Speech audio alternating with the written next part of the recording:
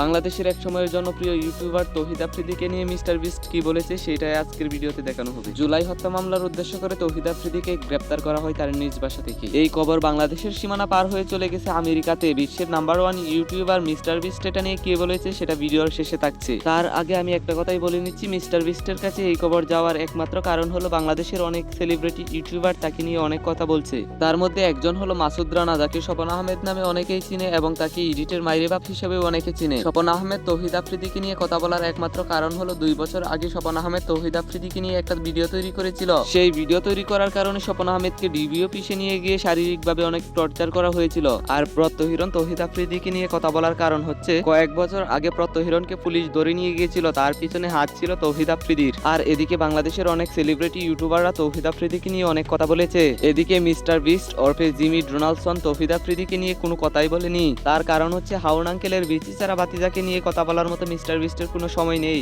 অবশেষে একটা কথাই বলতে চাই, গুজবে কান দিবেন না আর আমার চ্যানেলটি সাবস্ক্রাইব করে দিন।